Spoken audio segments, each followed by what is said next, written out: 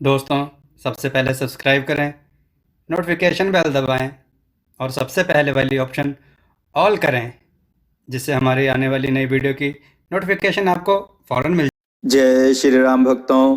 दोस्तों, कथाएं बहुत ही हास्यप्रद और रोचक हैं तथा ज्ञानवर्धक भी हैं। आज की कथा है चतुर मंत्री और पहलवान। आइए कथा श्रवण करें। बात बहुत पुरानी है।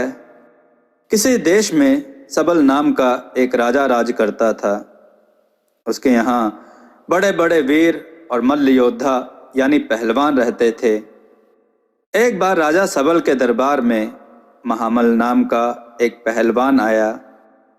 वह कई राज्यों में कई पहलवानों को हराकर पुरस्कार उपाधियां प्राप्त कर चुका था।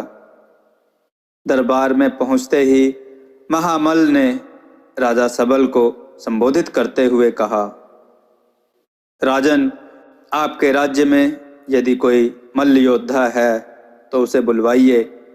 मैं उसे कुछ ही मिनटों में हरा दूंगा।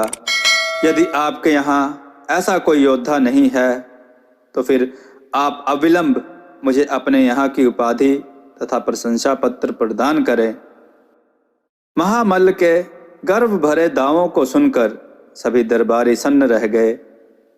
राजा की समझ में नहीं आ रहा था कि क्या उत्तर दे। तभी एक मंत्री एकाएक उठकर यूं बोला, दया निधान, हमारे यहाँ के चंड प्रचंड दो दंड गोलमल के सामने कोई भी मल्ल योद्धा टिक नहीं सकता। यह बात सभी जानते हैं। वह कहीं बाहर गए हुए हैं, 2 दिन में आएंगे। खैर, महामल्ल के लिए पूरे सम्मान के साथ राजमहल में रहने की व्यवस्था कर दी गई। उसके कानों में मंत्री की बात बार बार गूंज रही थी। वह गोलमल्ल के बारे में ज्यादा से ज्यादा जानकारी प्राप्त कर लेना चाहता था। इसलिए वह नौकरों से कुरेद कुरेद कर सवाल पूछ रहा था। नौकरों ने उसे जो बताया वह इस प्रकार था। गोलमल्ल यहाँ के सभी मल्ल योद्धाओं के गुरु हैं। वह हमेशा योग साधना में लीन रहते हैं। वह तभी बाहर निकलते हैं जब राज्य की प्रतिष्ठा पर आंच आ रही हो। उनका शरीर वज्र के समान है। दूसरे दिन महामल्ल के विश्राम कक्ष के बाहर एक और विश्राम कक्ष खड़ा कर दिया गया। उस विश्राम कक्ष का प्रवेश द्वार काफी ऊंचा और चौड़ा था। उसे देखकर महामल्ल ने आश्चर्य से भरकर नौकरों से पूछा, यह क्या है? नौकरों ने कहा, गोलमल जी आने वाले हैं।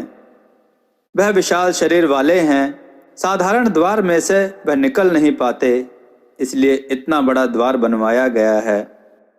उधर अपने मजदूरों से राजमिस्त्री कह रहा था, अरे फर्श को अच्छी तरह दुर्मुस से कूटो ताकि वह खूब पक्का हो जाए, वरना गोलमल जी का पांव पड़ते ही वह धंस जाएगा और उसमें गड्ढे पड़ जाएंगे। अब गोलमल्ल के लिए बड़े बड़े बर्तनों में बादाम, पिस्ता, दूध, मक्खन आदि आने लगे। यह तमाम हलचल महामल्ल अपनी आंखों से देख रहा था। उसी शाम राजधानी में घोषणा हुई कि अगले दिन नए विश्राम कक्ष में गोलमल्ल जी प्रवेश करेंगे। फिर सुबह सुबह एक विशाल बग्घी वहां आकर रुकी। उसे 8 घोड़े खींच रहे थे। वहां उपस्थित सभी लोग जोर जोर से नारे लगाने लगे, चंड प्रचंड दो दंड गोलमल्ल की जय। गोलमल्ल का स्वागत करने के लिए वहां राजा सबल स्वयं ही खड़े थे। कुछ ही देर बाद राजा के पास एक सैनिक आया और बोला, अन्नदाता महामल्ल अपने विश्राम कक्ष में नहीं हैं।